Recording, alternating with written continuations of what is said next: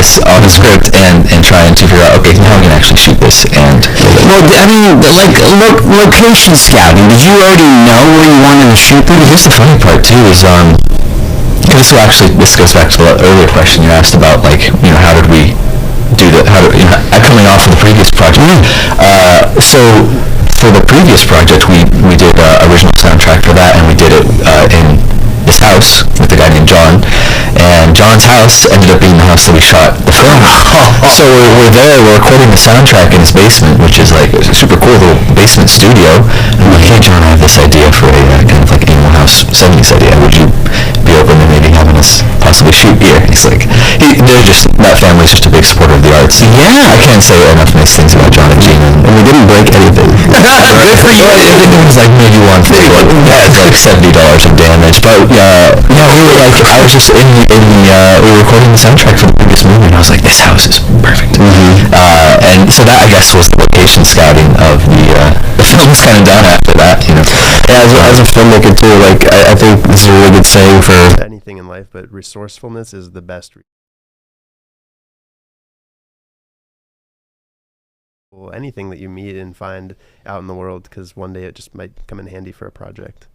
Okay, yeah, I was gonna say you kind of put these things in a back pocket. I mean, do you guys walk around with moleskin notebooks or something like that? Just, this is a cool shot, or this is a cool landscape, or this is a cool house. I think all three of us are fans of the field notes things. Yeah. We keep those field around, notes, right? You know, or even just taking a picture on your phone if you see something cool, or cool you know, shot. just being open. Honestly, is the best, or one of the best things to do as a filmmaker. You just got to be open and see. Keep your eyes wide open and see things around you that might be. Be curious too. Be curious, yeah. you know. Yeah, it makes me wonder, like, you know, guys like you wake up too early in the morning, hear all the birds chirping. It's like, oh my gosh, I could do a Hitchcock, you know. We gotta shoot, yeah. we could do a shoot with these birds chirping right now. Or whenever it's foggy, I'm like, grab the camera. Grab the camera. All right, so you found the location. When does casting kick in? I mean, again, you've got the script. You've got to get some people to talk this stuff.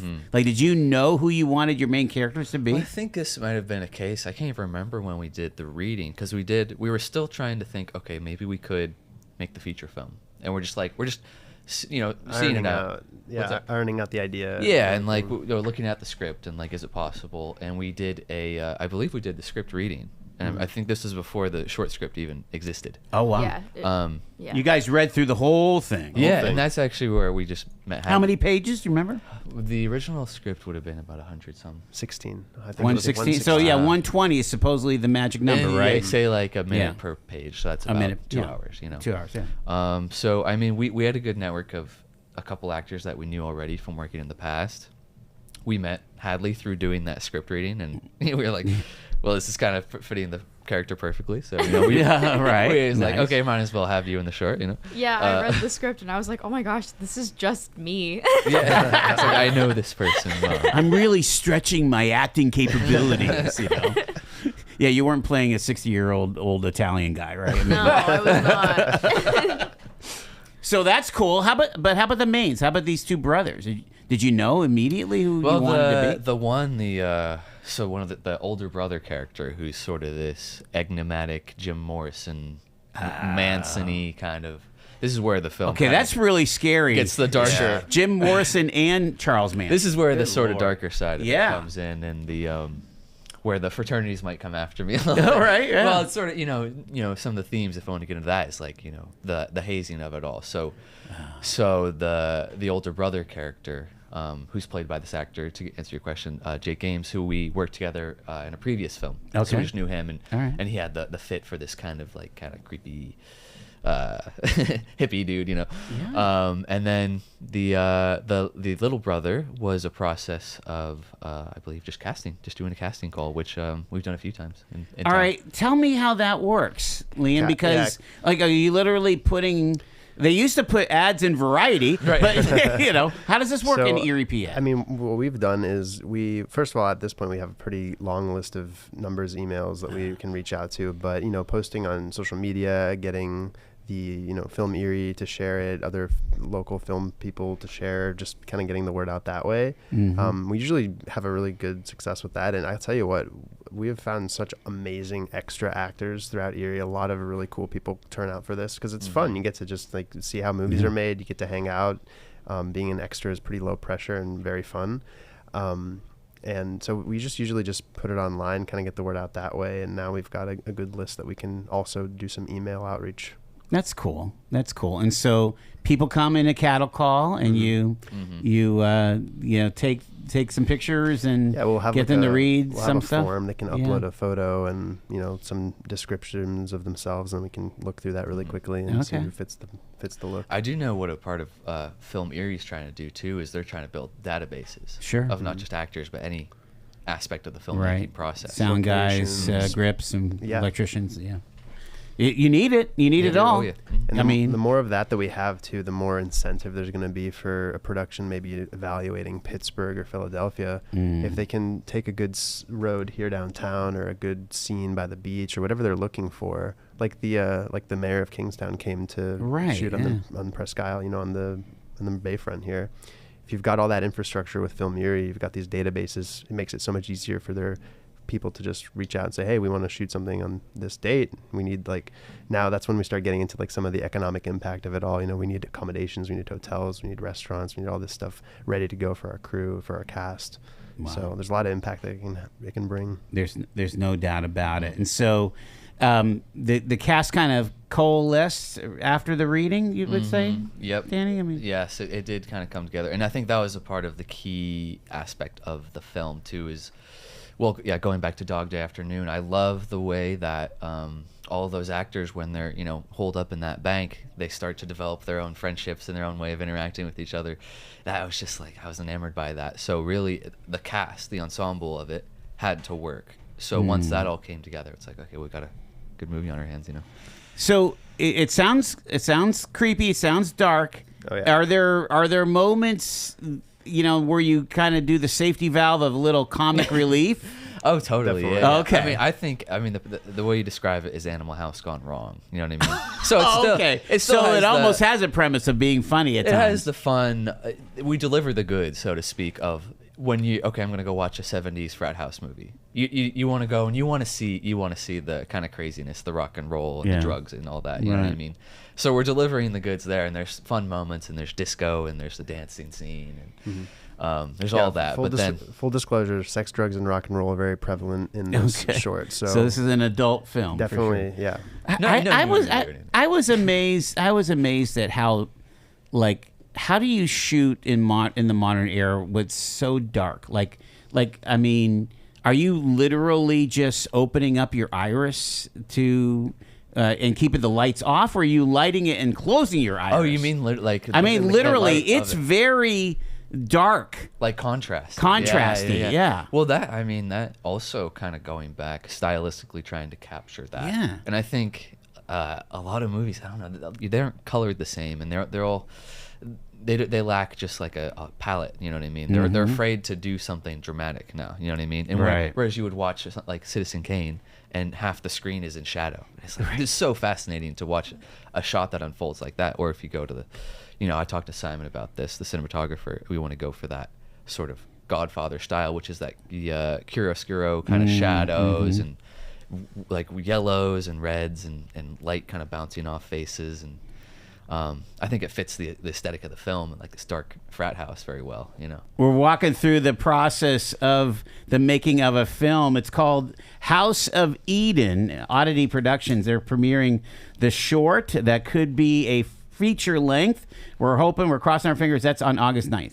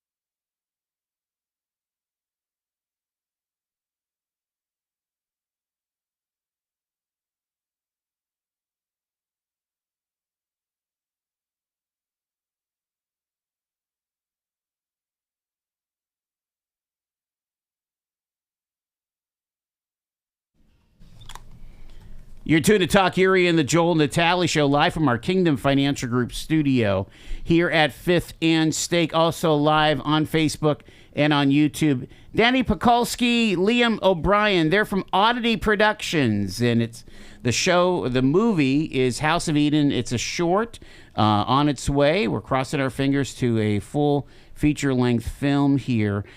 Let's talk about, just brought in 30,000 feet for a second here. The idea for independent filmmaking and like even getting distribution is a lot easier than it was, let's say, in the 70s, isn't it? I mean, you can get on Amazon Prime or one of the streaming channels.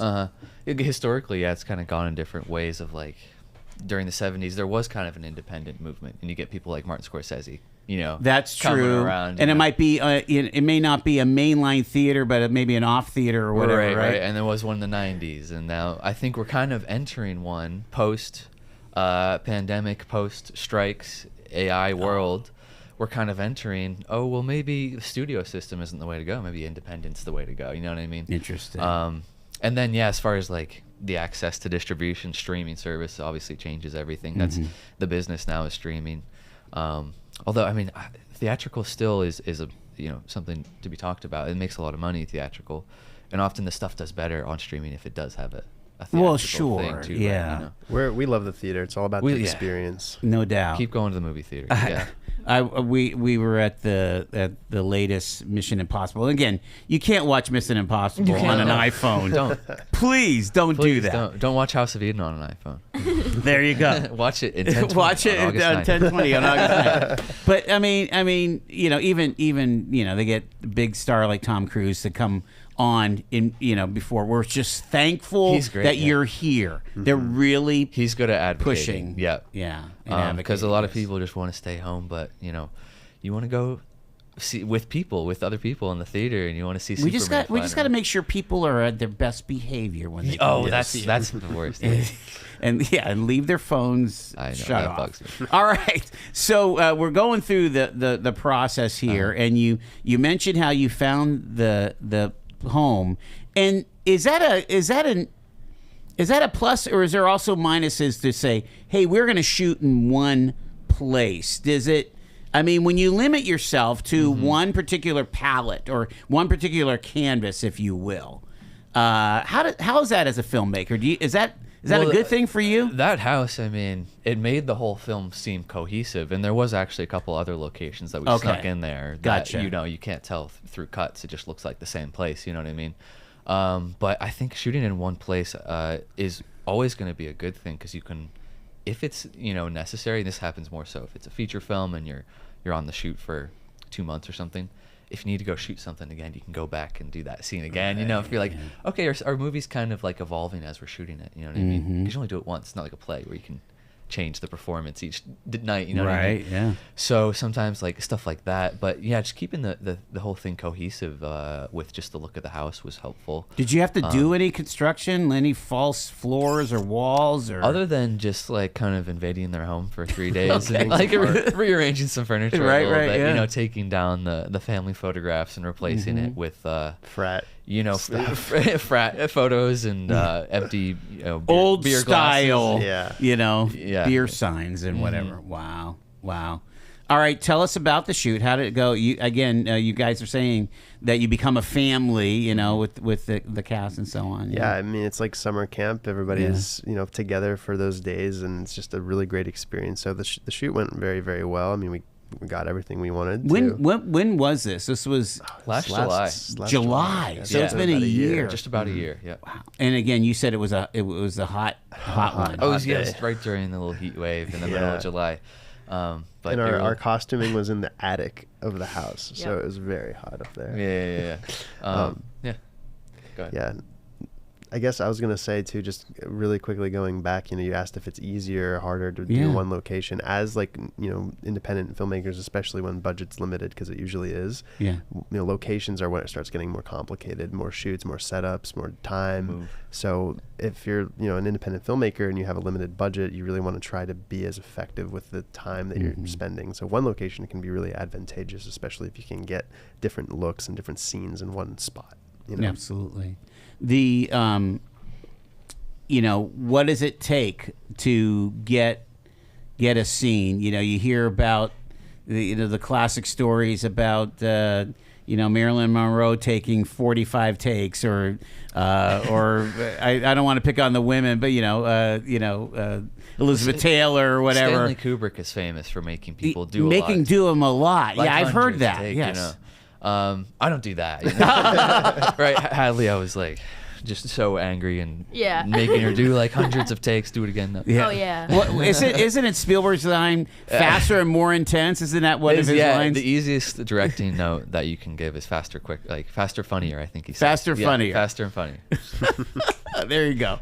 Yeah, pick up on that. Talk about Hadley. Your experience in the shoot. Again, they probably have to get long shots and close-ups, right? I mean, aren't they, kind of, oh, hold on a second, we got to fix the camera, or that light is messing. I mean, how do you keep your composure in the zone as an actor? I guess it was just like rereading the script in between every single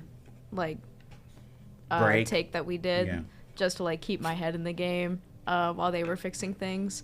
There were a few times when it had to like be adjusted and it took a little bit. Just to like get the angle just right and things like that. But Howard and I just reread the script whenever that would happen, because that's who I did the scene with. Okay. Well. Yeah. And again, was the heat an issue? I mean, a little bit, yeah. It was very hot, but my costume wasn't that bad because I was just like in a t-shirt and I mean the jeans were actually kind of breezy, so it was fine. But I feel bad for the other cast members because one of them was in like a really like thick sweater. Unfortunate. Yeah. Yeah. The I mean, what about that? You never know if you're gonna have a technical issue or you gotta change chips. And what did you shoot this on? Was this a red camera or what did we shoot it on? I think it was a Blackmagic camera. Blackmagic, okay. 4K, probably, yeah. Oshine was here. Yeah. AK. AKs, okay, yeah. But when you're in there and you have these days that they're scheduled out to a T beforehand. Pre-production. This one we stuck pretty well to it. Sometimes we're not as lucky, but I think we did a pretty decent job of getting ahead of issues. I mean, what was call in the morning? Were you guys starting early or? It was like 8. That's not bad. But the film takes place at nighttime, and for the house, what we did, we just covered all the windows. With you just buy like garbage bags and you just cover every window, and now it's nighttime and you can show up whenever you want. Because I don't like doing these shoots where people wake up at like 3 in the morning to go to work. Oh yeah, right. Yeah, and it's really all about pre-production. I mean, if you dot your I's and cross your T's, right? You get there on a shoot day, everybody knows what they need to do, and there's a schedule and there's a time for setup, so that by the time you've got actors and you're calling action, it's ready to go. Our team is pretty well oiled. Like we have a good like going back, like the community here we have. That we've worked with, a number of times. Do you usually use an AD and an assistant director, or not not really? so much? Not too much. I kind of. They're usually the screamers on a set, right? Yeah. We kind of trade that role sometimes. I've definitely had it before. You've had the AD I've screamer had role, kind of like an AD role before. No screaming. No, but we're pretty sharp. And it was we had a really good family. Like it was no.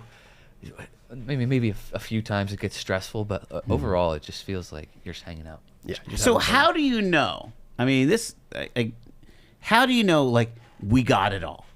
You don't. You don't, I guess. Like I mean, you're checking off the checklist, checklist, and you're like, you have a shot okay, we've list, shot everything. And we're pretty confident that the sound is okay, that the gate is clear. Check the gate. Yeah. Check the gate, right? Classic. So then you're like, you have to at least take a breath and say, okay, we're done shooting. Time to go to post.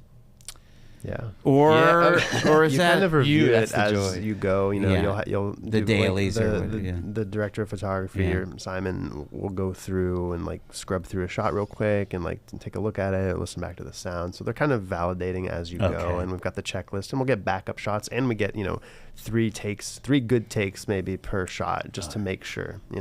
So there's a lot of kind of. So you can end the shoot confidently Yeah. that you've got what you need. Yeah. Because at that point, like, you go over the film like every night before you shoot it. You know what I mean? So you know what you want to get. You know what I mean?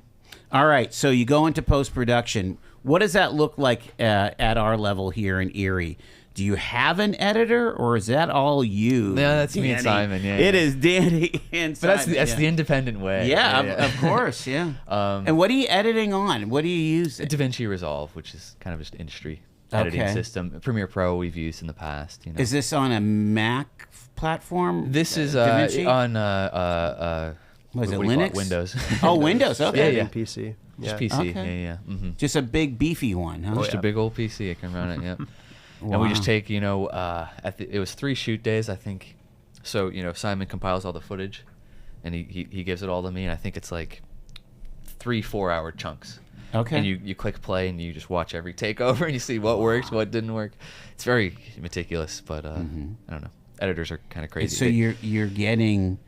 You have 4 hours. You're saying 3 4-hour chunks. So it's almost, yeah, you have we, like like, shot, 12, like, 12 hours hours of of footage. To make a and 20-minute. It's a 20-minute 18, short. yeah, 18 minutes, yeah. Yeah. By the end of it, yeah. Takes time. Wow. It's a very patient And then not process. even to mention the music and everything else. Right. And, sound And then the whole design. make- So you score it, and then you have featured songs in the film, right? Mm-hmm. Well, it starts, talk about the music process. Yeah. I probably had like temp songs to start, which was Okay. like Led Zeppelin and War. You know the band War. Sure. Yeah. What is White- it good for? No, just. No, that's Edwin Starr who has the song War. Yeah, right. But yeah, just temp tracks in there, and we even use some of those on set when we're filming, just so the actors can get the tempo, like the dancing Okay. scene. You know what I mean? Yeah. But that just starts with, again, me in my bedroom, just with a guitar and, strumming along, trying to find what works, trying to find cool riffs, and then as soon as I can, because the alone in your bedroom with the guitar can be a little bit frustrating. Yeah. Because you don't know what's good. Again, you don't know what's good. How do you move on? I try to get that song, that skeleton to a band as soon as possible, and now we jam and we see, how does this fit the scene? And you're always the North Star is the image. All we're trying to do as musicians, because now I can take my director hat off and my editor hat off. All I got to do as a musician is I got to help the story that we're seeing on the screen as a guitar player. You know what I mean? Yeah. Don't get in the way of that. So that's the process for the music, is how do I add to what I'm seeing on the screen. So you're like a triple threat. You're Or you're like a- directing, We save, we save a lot of money with music, it. Right. and you're editing. Wow. And do you have thematically what you want to, what you want the music to convey? Mm-hmm. I mean, you definitely. have that on the front end, don't you? Really? Yeah, well, in one of the cases, so there's 5 songs that you're going to hear in the film. One of them had to be done before we shot, because you see the characters performing the song. They're musicians in the context of the film. Gotcha. One of the 7 main characters is a singer.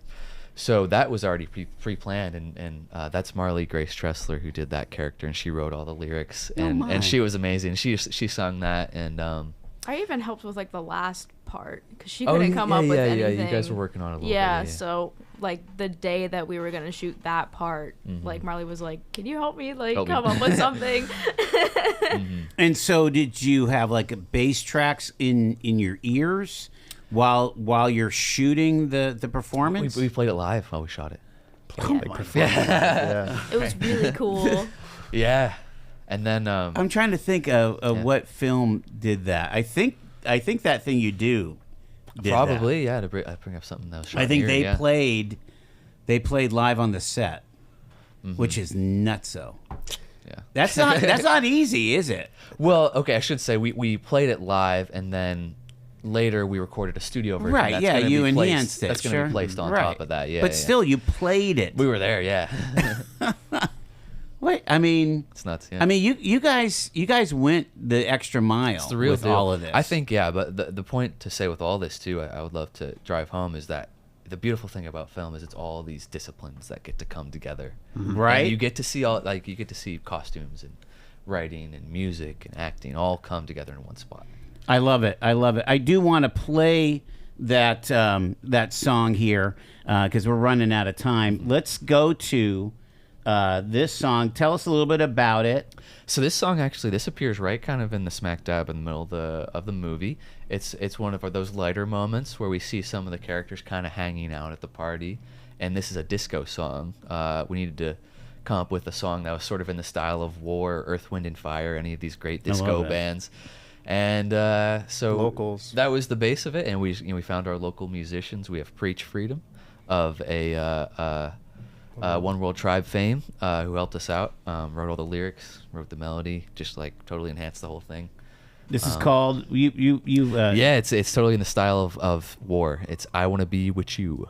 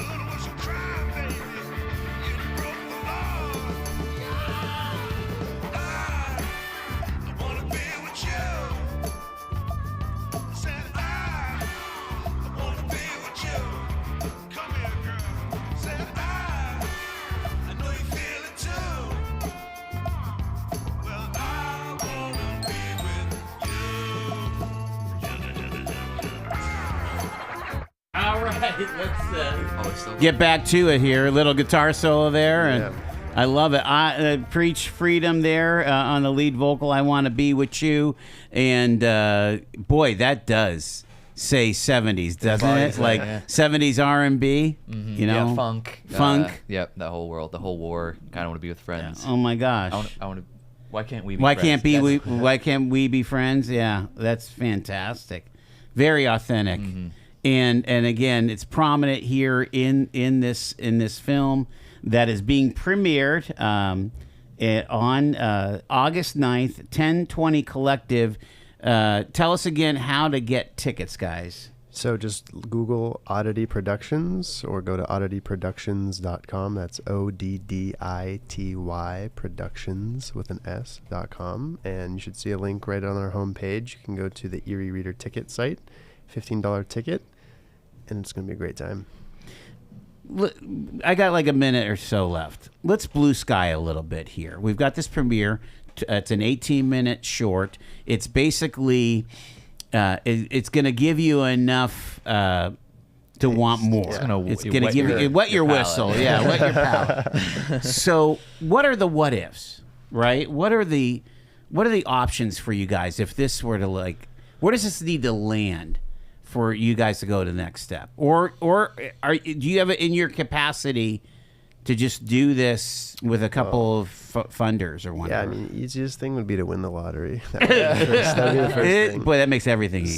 Second thing would be to really just build a nice case and a good proof of concept and a good roadmap for shooting it and distributing it and just getting people interested and invested in this idea of doing a premiere or doing a feature film. I mean, here in Erie, and really. What does that look like? I mean, seriously, if you had people that wanted to invest and maybe actually try to see a return on the other side, or just break even or whatever. Yeah. Are we talking 2 million, 1 million? What can? Well, I mean, in the era of the multi-million-dollar superhero franchise, right? You know, a film like this, I mean, at an independent level, is less than $1 million. Less than $1 million in Erie, yeah. And what you're doing to maximize the economic impact is nuts. Sure. To put that kind of production in a place like this. Right. Yeah. Yeah, and like being in Erie allows you to maximize that budget in a way that being in a place like LA might not be so accessible just because of the cost.